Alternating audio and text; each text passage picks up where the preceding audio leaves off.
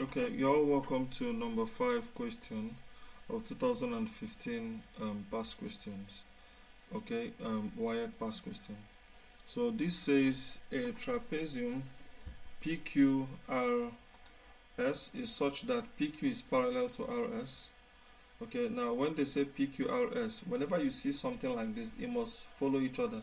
So let's assume this is the trapezium, right? So something like this. So you're going to have, this is P, Q, R, S. That's how it must flow that way, right? And PQ is parallel to RS, so here must be parallel to here.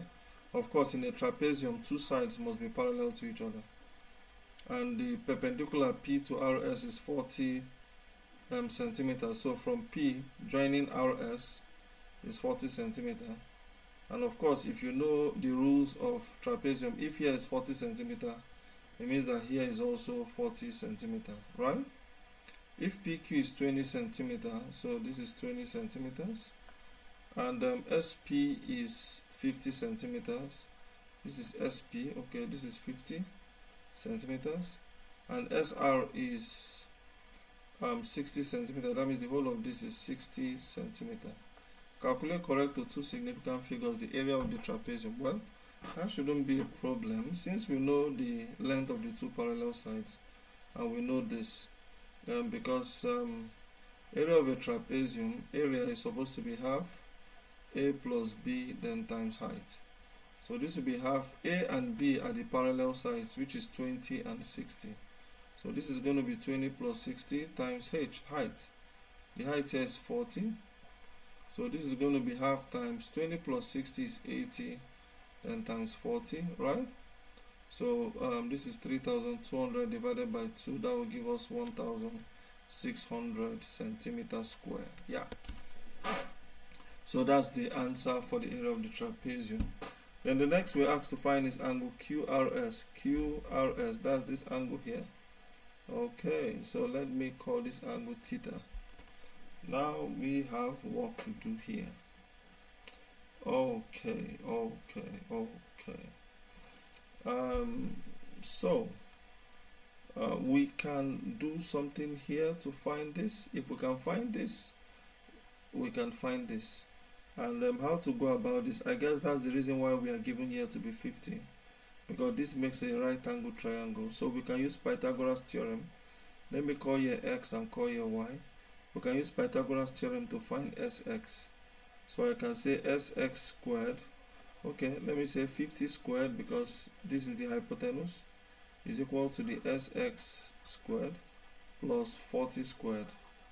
Okay, and this is 2,500 plus equal to Sx squared plus 40 squared is 1,600, and 1,600 can cross. You can have 2,500 minus 1,600 is equal to Sx squared. This is 900 is equal to Sx squared. Now I can find the square root. That means Sx now is going to be equal to the square root of 900, and the square root of 900 is 30 centimeters. Okay, so I have found here to be 30. Now remember that the whole of SR is 60. So if here is 30, and it means that the remaining here is going to be 20, because if you make this perpendicular and this straight line, if here is 20, PQ is 20, it means that XY is also 20. So I'm going to write 20 centimeter here. You see that? So if SX is 20, XY is 20, so SX is 20 from Pythagoras theorem. Then SX is 30. Then XY is 20 centimeter. 20 centimeter because it is the same thing, it is a rectangle, and opposite sides of a rectangle are equal. So that means PQ is definitely equal to XY. Can you see that? So in that case, I can easily find YR. YR, let me put this here. YR is going to be 30 plus 20, 50. So 60 minus 50, which is 10 centimeters. So it means that here is 10 centimeters. Now it becomes easy to find theta. mathematics is interesting. Now 40 is opposite, 10 is adjacent, so I can simply say tan theta is equal to opposite is 40, adjacent is 10.